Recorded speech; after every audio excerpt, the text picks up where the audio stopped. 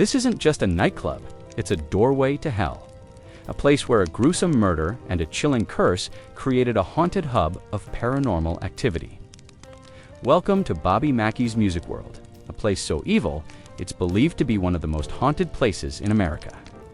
Bobby Mackey's Music World is a popular nightclub in Wilder, Kentucky. It sits on a quiet road, its neon sign, a beacon for live music and country dancing. But locals know a different story. They say the ground holds a dark energy. The very air you breathe inside has a heavy feeling. This place is not just a club, it is the site of a tragic murder and multiple hauntings. Its dark history began long before the club existed. In the early 19th century, the site was a slaughterhouse. Workers killed thousands of animals here.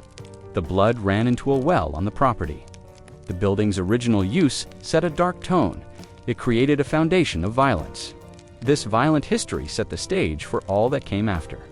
Locals also believe the well on the property is a well of despair. Many people who stand near it feel an intense sense of sadness. They feel sick. Some say they hear voices. The most famous story began in the 19th century.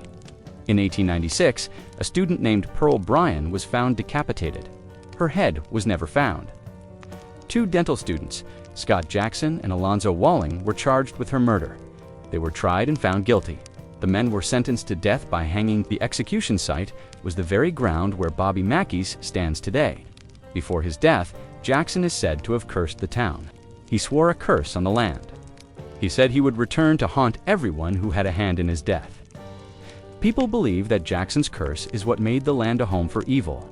The well where the slaughterhouse blood flowed is where Jackson and Walling threw Pearl Bryan's head, or some say it is a portal to another dimension. The land's history is a thick tapestry of death and violence. The air carries a memory of past events. The spirits remain trapped on the property. If you are enjoying this story and you want to hear more tales like this one, be sure to hit that like button. Leave a comment below with your thoughts. And please subscribe to the Belmoze channel. It helps us bring you more frightening stories. The hauntings grew more personal in the 1950s. The site was now a roadhouse. A young dancer named Johanna worked there. She fell in love with a man who was a singer at the club. This man was already engaged. The club owner found out about the affair. He was furious. In a fit of jealous rage, the owner killed Johanna's lover. The owner then killed Johanna. He hid her body. But, the story goes, her ghost remains. People say they see a woman in a red dress. She stands on the stairs or near the bar. Her eyes are empty. She wears the same red dress she had on when she died. Her spirit is bound to the club. And then there's the story of the caretaker, Carl Lawson. He worked at the club for years. Lawson swore he saw ghosts there. He believed the ghosts of Johanna and her lover were real. He believed they had a dark power. Lawson became a main subject in the paranormal research at the club. He claimed the spirits harassed him. He claimed they attacked him. In 1990, Lawson became a suspect in a terrible crime. He went into a dark rage and killed a person on the property. Lawson later took his own life. Before his death, he said the demons of the club made him do it. He said he was not in control. He claimed the spirits of Johanna and her lover drove him to madness. Lawson's story adds another layer of terror to the club. A man so driven by ghosts, he became a murderer. His soul, they say, is now part of the haunting. The spirits here are not quiet. They want attention. People feel a cold spot as they walk past the bar. The air becomes heavy. The scent of old-fashioned rose perfume fills the air. It comes from nowhere. Many people say this is Johanna. The smell is her calling card. Patrons report their drinks falling off the bar. The doors slam shut on their own. The jukebox plays songs even when it is unplugged. The sounds of a child laughing echo in the back rooms. It is a girl's laughter, clear and full of joy. Then it turns into a sad cry. This is the spirit of Pearl Bryan. She is said to still look for her head. The land holds a terrible memory. The basement is where the most activity happens. People feel a hand on their shoulder. They feel a push. They get scratched by something they cannot see. People believe it is blood from the slaughterhouse. A dark shadow moves across the walls. A disembodied voice whispers a curse. The voices call your name. They tell you to get out. Some people have seen a full-bodied shadow of a man on the gallows. He is still there. He is still tied to the land. His curse is real. The club owner, Bobby Mackey, has his own stories. He says he once saw a dark figure in a white cloak. It stood on the dance floor. The figure was made of shadow. It had no face. It seemed to float. It did not move or speak. It just stood there watching the live band. He has seen the shadows. He has heard the voices. He has lived with the terror for years. Many people visit the club hoping to see a ghost. They hope to hear something strange. Most people get what they came for. The ghosts of Bobby Mackey's music world do not disappoint. They are active. They are strong. They want to be heard. They want to be seen. The ghost of a little girl, a murdered dancer, a cursed caretaker, all of them are part of the club. They are part of its foundation. They are as real as the wood on the floor and the bottles on the bar. The place itself seems to have a personality. It is dark. It is angry. It is alive. It wants to keep its secrets. But the secrets get out. They whisper in the air. They float in the shadows. They cling to the patrons and the staff. People leave the club with a sense of dread. They take the stories home with them. They feel the chills long after they leave the building. The curses and the violence of the past are now a part of the present. They are a part of the club's very soul. It waits for the next person to walk through the door. It waits to show them what it has inside. The things that live here are not just stories. They are real, and they are not friendly. The club's most haunting story began in the 1950s. A young woman worked as a dancer. Her name was Johanna. She was a beautiful girl with a bright smile. She fell in love with a singer at the club. He was her whole world, but their love was a secret. He had a fiancée. The owner of the club discovered their affair. He became a man full of rage. He was also in love with Johanna. His jealousy took over. One night, he led Johanna to the basement, the same basement where the slaughterhouse blood once flowed. He promised her a private talk. He told her he loved her, but his love was a lie. The owner killed Johanna in the dark basement. He threw her body in the well outside. Her killer was never found. He became a ghost in the story. Her life ended in that violent moment. Her spirit became trapped. They say her ghost haunts the club. She is a presence of deep sadness, but also of great fury. Her anger fuels the club's evil. Johanna put a curse on the nightclub. The curse is simple. Anyone who enters the club with evil intentions will be met with a terrible fate. The curse does not discriminate. It finds its victims. It takes a life. The curse has reportedly claimed the lives of several people. It seeks out bad people. It finds them. It punishes them. It sends them to a dark place. The stories of its victims are the most chilling of all. There was a man who came to the club. He was a thief. He wanted to steal money from the cash registers. He had a plan. He was a bad man. He snuck into the club after hours. He went straight to the bar, but as he reached for the money, a glass shattered. The lights flickered. He heard a whisper in his ear. The whisper told him to leave. He ignored it. He laughed. A cold hand grabbed his shoulder. He ran. He ran down the stairs to the basement. He did not know why. He just ran. He stumbled into the dark room. He felt something push him. He fell. He hit his head on the concrete floor. The next morning, they found him dead. His face was a mask of fear. People believe it was Johanna. She met him with a terrible fate. Another man visited the club. He was a skeptic. He did not believe in ghosts. He said he would prove the hauntings were a fake. He came with a plan to debunk the stories. He set up his video cameras in the basement. He said he would stay all night. He made fun of the stories. He called them childish. The curse did not like this. He felt a sharp pain in his leg. Something scratched him. He saw a shadow. It was a man on a gallows. The shadow reached out for him. He ran out of the basement. He went home. The next day, he fell from his roof. He was fixing a satellite dish. He broke both of his legs. People said the curse was at work. It punished him for his evil intent. His evil was his lack of belief. A person came to the club. They were a medium. They wanted to connect with the ghosts. They wanted to talk to them.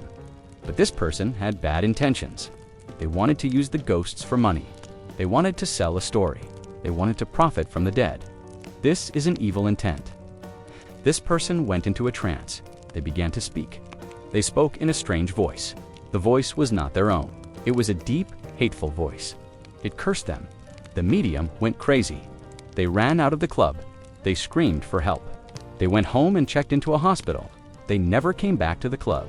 The curse did its job. It got rid of the bad person. It sent them a clear message. The spirits do not like to be used. They do not like to be profited from. They have their own purpose. The most famous story of the curse is about the man found dead in the club's basement. His name was Scott. He was a paranormal investigator. He went into the basement alone. He had a camera and a voice recorder. He wanted to get proof of the ghosts, but people said his intentions were not pure. He wanted fame. He wanted to be the one to solve the mystery. He stayed in the basement for hours. He heard noises. He saw shadows. He felt a cold presence. Then the curse took over. His camera's batteries went dead. His recorder made a strange sound. He heard a woman's voice. The voice was clear. It said, "You do not belong here." Scott panicked. He tried to leave. He ran toward the stairs, but he felt a powerful shove. He fell. He hit his head on the floor. His head bled. He lay there alone. The curse was there with him. The evil presence of Johanna and the others filled the room. They surrounded him. He tried to scream. No sound came out. He was met with a terrible fate. The curse claimed his life. The next morning, his body lay in the same spot. He was a victim of a curse from a heartbroken girl. The curse is not just a story. The staff knows it is real. The regulars know it is real. They say you can feel it. When someone with evil intentions comes in, the air grows heavy, the lights flicker, the music gets quiet. The spirits know when someone is a threat. They know when someone is bad. The club becomes a trap for bad people.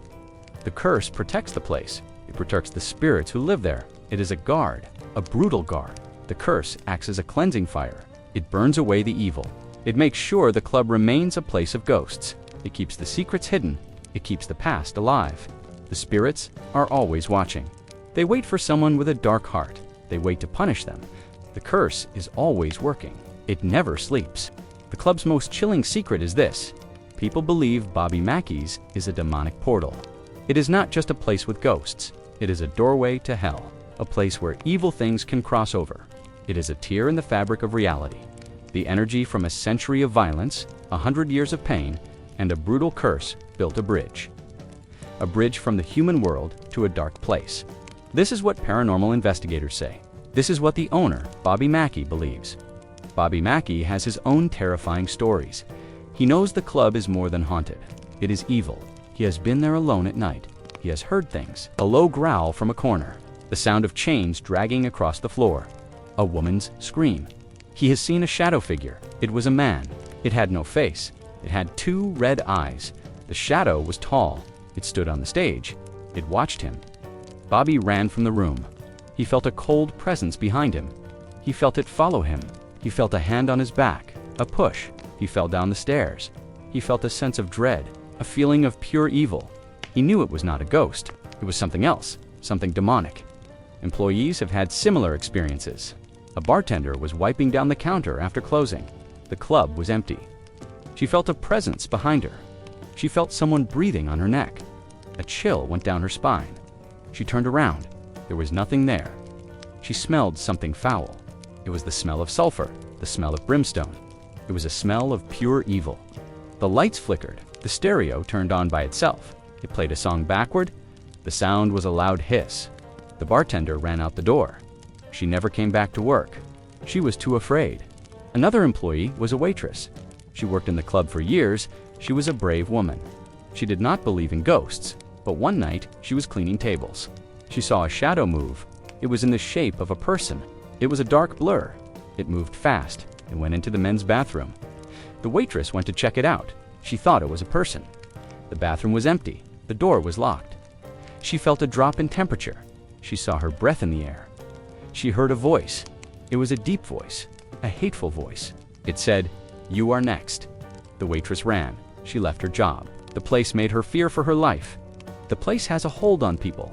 It attacks them. It makes them leave. Paranormal investigators have come to the club. They have a lot of equipment. They have EMF meters. The meters measure electric energy. They have spirit boxes. The boxes scan radio frequencies. They have thermal cameras. The cameras show cold spots. The investigators say the club is a hotspot for activity, a hotspot for evil. Their equipment goes crazy. The EMF meters go off the scale. The spirit boxes scream. They make no sense. The thermal cameras show a cold spot. The spot is shaped like a person. It moves, it goes into the well room, it comes back out. The investigators believe the well is the portal. The evil comes from the well. It comes from the blood of the past. It comes from the curses. It comes from the murders. The well is the gateway. A team of investigators brought a full-spectrum camera. They put it in the basement. They left it on all night. The camera records the whole light spectrum. It records things the human eye cannot see. The camera caught something terrifying. It showed a black figure. It was big. It had no shape. It had no form. It moved across the room. It went to a person. The person was an investigator. The black figure touched them. The investigator got a terrible scratch on their back. The scratch appeared out of nowhere. It was a deep scratch. It bled. The person felt a cold burn, a physical attack from a thing from another world. The black figure was a demon. It was a dark entity. It came through the portal. The investigators caught EVPs. They recorded disembodied voices. The voices are a sound that is not there, a voice that comes from the spirit world. The recordings are chilling. A voice screams, "Get out!" A child cries for help. A man laughs, a terrible laugh. A deep voice says, "You will die." The voices confirm it. The place is not safe. The place is home to something ancient, something powerful, something evil. The voices are warnings. They are a sign of the portal, a sign of the demons. People who work at the club say, the dread is the worst part. The air is always thick with it. It is a feeling of being watched, a feeling of being unsafe. It follows you home. It clings to you. You feel it in your car. You feel it in your house. The club's evil energy goes with you. It wants to mess with your life. It wants to make you crazy. It wants to make you a part of its story. It wants to drive you to a terrible fate. It is not a place you can just visit. It is a place that changes you. It changes your soul. The portal is always open. It is always active. The demonic forces are always there. They wait for someone to come through the door. They wait to greet you. They wait to welcome you to their world. The club is not a place of fun. It is a place of terror. It is not just one ghost here. It is a full community of spirits. A whole cast of characters lives inside the walls. Each one has a different story. Each one has a different place in the club. They are all trapped here. They are all part of the horror. These spirits make Bobby Mackey's a famous place. It is a true destination for paranormal investigators. She was a dancer. She now haunts the women's restrooms. Women who go into the restroom feel a strange energy. The air gets cold. It feels heavy. They see their breath in the air. The doors to the stalls open and close on their own. They hear a strange sound. It is a woman's voice. The voice is sad. It is a soft hum. It is a song she used to sing. It is her song of sorrow. Some women have seen a reflection in the mirror. It is not their own. It is a woman in a red dress. Her face is pale. Then she vanishes. The reflection is Johanna. She is stuck in the restroom. She is stuck in her own sadness. She waits for someone to see her. She wants someone to know her pain. The ghost of the man who was killed in the basement is a new spirit. He was an investigator. He went to the basement to get proof. He was met with a terrible fate. His name was Scott. He now haunts the club's main stage. Musicians have reported strange things. They feel a cold spot near the microphone. They see a shadow move across the stage. The shadow is a man. He stands near the mic stand. He stands there for a moment, then he is gone. The sound system sometimes turns off. It turns back on. The amps hiss with a strange static. It is a sign of his presence. Scott wanted fame in life. He wanted to solve the mystery. Now in death, he wants to be on the stage. He wants to be seen. He is a part of the club. His spirit is a part of the show. Other spirits live in the club. The ghost of the little girl, Pearl Bryan, is here. She died in the 19th century. Her head was never found. Her spirit haunts the dressing rooms. Dancers hear a child's laugh. They hear it echo from the empty rooms. They hear a child's cry. They feel a small hand tug on their clothes. They find toys on the floor, toys that were not there before. They see a small shadow run past the door, the shadow of a little girl. She is looking for something. She is trapped in the building. She is part of the hub. The ghost of the man who is hanged is here too.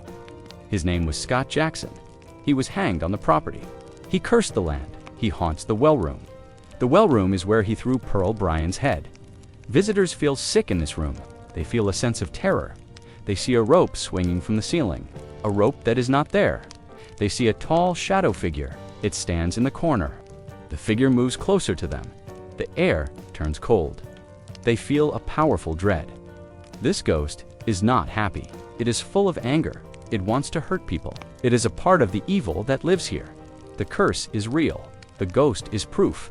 Paranormal investigators come to the club every week. They bring their equipment, they use their tools, they get a lot of evidence. They use EMF meters. The meters go crazy in the basement. They go off the charts. They use ghost boxes. The boxers pick up voices. The voices are clear. They say names. They answer questions. They speak in a low tone. The voices are proof. They are evidence of the spirits. The investigators have a lot of recordings. They have a lot of photos. The photos show orbs of light. The orbs are spheres of energy. They are spirits. They float through the air. The photos show shadows. Shadows that are not from a person. They are ghosts. They are a sign of the many spirits. The club is a maze of spirits. A ghost cowboy sits at the bar. He wears a hat. He is just a shadow.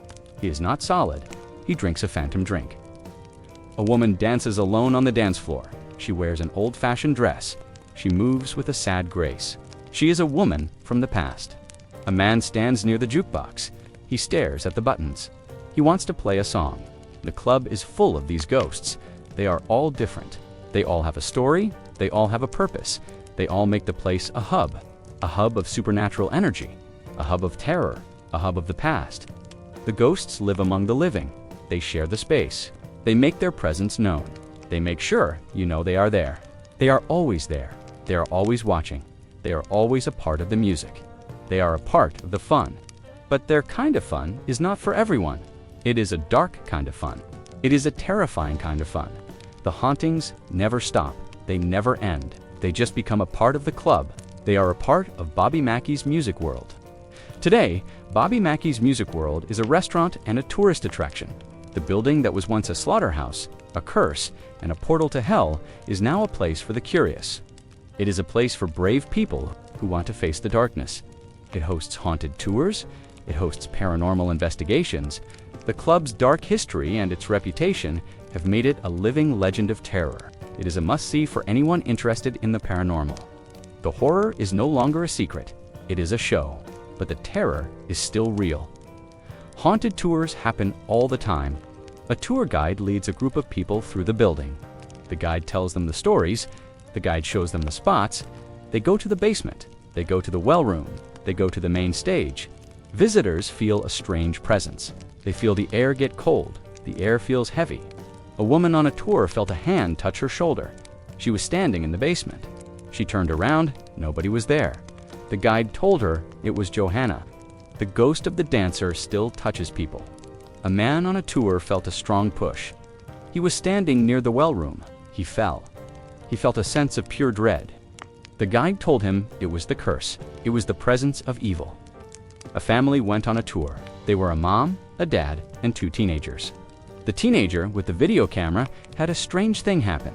Her camera battery was full. It was a new battery. They went to the basement. The camera shut off. It would not turn back on. They went back upstairs. The camera worked again. This happens all the time. The energy in the basement is so strong, it drains the power from electronics. It drains the power from people. The family was scared. They believed the stories. They felt the power of the place. It is a power that is alive. It is a power that is evil. Paranormal investigators also come to the club. They are more serious than the tourists. They bring expensive equipment. They set up cameras. They use spirit boxes. They use EMF meters. They want to get proof. They want to talk to the dead. One team set up a ghost box. They asked a question, "Is anyone here?" A voice came through the box. The voice was clear. It said, "Go home." The team asked another question. "What is your name?" The voice said, "Carl." Carl Lawson was the caretaker. He was the one who killed a man and took his own life. His ghost is still there. He is still talking. He is still part of the living legend. Another team of investigators went to the restroom. They wanted to find Johanna. They left a doll on the sink. They asked her to play with it. They left the room. They watched on a monitor. The doll fell over on its own. They heard a woman's laugh. The laugh was soft. The laugh was sad. It was the sound of a girl who was hurt. They caught it on tape. They caught the laugh on the audio recorder. They had a chilling encounter. It made their skin crawl. It was not a game. It was a real thing. It was proof of the living terror. The club's reputation is a major draw. People from all over the world come to see it. They have read the books, they have seen the TV shows, they have heard the stories. They want to be a part of it. The club is a place of history, but the history is not dead. The history is alive. The curses are still active. The portal is still open. The ghosts are still here. They make themselves known. They make their presence felt.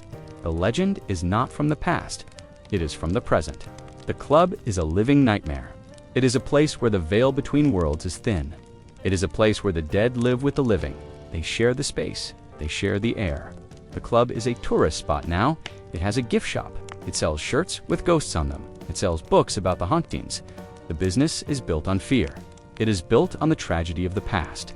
It is a strange thing. A place of so much pain is now a place of entertainment.